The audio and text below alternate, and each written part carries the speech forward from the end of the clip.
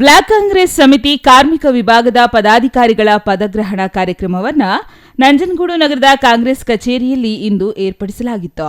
ಕಾರ್ಯಕ್ರಮ ಉದ್ಘಾಟಿಸಿದ ಕ್ಷೇತ್ರದ ಶಾಸಕ ದರ್ಶನ್ ಧ್ರುವನಾರಾಯಣ್, ಕ್ಷೇತ್ರದಲ್ಲಿ ಸಾಕಷ್ಟು ಕಾರ್ಖಾನೆಗಳಿವೆ, ಅತಿ ಹೆಚ್ಚು ಕಾರ್ಮಿಕರು ಇಲ್ಲಿದ್ದಾರೆ. ಅವರೆಲ್ಲರಿಗೂ ಅನುಕೂಲವಾಗುವ ದೃಷ್ಟಿಯಿಂದ ಕಾರ್ಮಿಕ ಮಕ್ಕಳ ವಿದ್ಯಾಭ್ಯಾಸಕ್ಕೆ ಪ್ರೋತ್ಸಾಹ ನೀಡಲು ಸಲುವಾಗಿ ನಮ್ಮ ಪಕ್ಷದ ವತಿಯಿಂದ ಕಾರ್ಮಿಕ ಘಟಕವನ್ನ ತೆರೆಯಲಾಗಿದ್ದು, ಇದು ಪಕ್ಷದ ಅಂಗವಾಗಿದ್ದು ಕಾರ್ಮಿಕರಿಗೆ ಅನುಕೂಲವಾಗಲಿದೆ ಎಂದರು. ಈ ಶ್ರಮಿಕ್ ಶಾಲೆ ಅಂತಂದ್ರೆ ಏನು?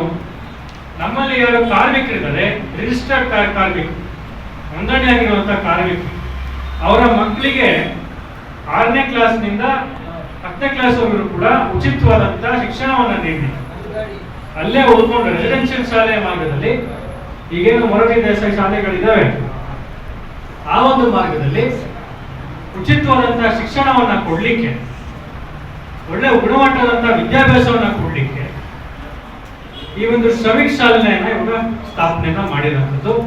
ನಮ್ಮ ತಾಲೂಕು ಕೂಡ ಬಜೆಟ್ ನಲ್ಲಿ ಮಂಜೂರಾಗಿ ಈಗ ಜಾಗವನ್ನ ಕೂಡ ನಾವು ಮಂಜೂರು ಮಾಡಿ ನಮ್ಮ ರೆವಿನ್ಯೂ ಇಲಾಖೆಯಿಂದ ಕೊಟ್ಟಿದ್ದೇವೆ. ಅತಿ ಶೀಘ್ರದಲ್ಲಿ ಅದು ಕೂಡ ಟೆಂಡರ್ಗೆ ಹೋಗ್ತಾ ಇದೆ. ಅದರಿಂದ ಈ ಒಂದು ಶಾಲೆಯಿಂದ ನಮ್ಮಲ್ಲಿ ಅತಿ ಹೆಚ್ಚು ಕಾರ್ಮಿಕರಿದ್ದಾರೆ. ಕೇಶಮೂರ್ತಿ ಸಾಹೇಬರು ಮಾತನಾಡ್ತಾ ಹೇಳಿದಂಗೆ ನಮ್ಮ ನಂಜನಗೂಡು ಪ್ರದೇಶ ಏನಿದೆ, ಸಾಕಷ್ಟು ಫ್ಯಾಕ್ಟರಿಗಳಿದಾವೆ, ಇಂಡಸ್ಟ್ರಿಗಳಿದಾವೆ. ಅದರಿಂದ ಸಾಕಷ್ಟು ಜನ ಕಾರ್ಮಿಕರು ಇಲ್ಲಿ ವಾಸ ಇರುವಂಥದ್ದು. ಇನ್ನು ಸರ್ಕಾರದ ವತಿಯಿಂದ ಬರುವಂತಹ ಸೌಲಭ್ಯಗಳನ್ನು ಸಮಗ್ರವಾಗಿ ಕಾರ್ಮಿಕರಿಗೆ ತಲುಪಿಸುವ ನಿಟ್ಟಿನಲ್ಲಿ ಕಾರ್ಮಿಕ ವಿಭಾಗದ ಪದಾಧಿಕಾರಿಗಳು ನೇಮಕ ಮಾಡಲಾಗಿದ್ದು, ಕಾರ್ಮಿಕರಿಗೆ ಉಚಿತ ಕೆಲಸಗಳನ್ನು ಮಾಡಿಕೊಡಲಾಗುವುದು.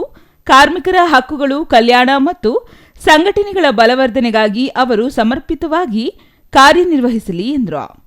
ಇನ್ನು ನಂಜನಗೂಡು ಬ್ಲಾಕ್ ಕಾಂಗ್ರೆಸ್ ತಾಲೂಕು ಕಾರ್ಮಿಕ ಘಟಕದ ಅಧ್ಯಕ್ಷರಾಗಿ ರಾಜು ಹೆಡತಲೆ ನೇಮಕಾತಿ ಪತ್ರವನ್ನು ವಿತರಿಸಲಾಯಿತು. Kumar, CTV news, Nanjangud.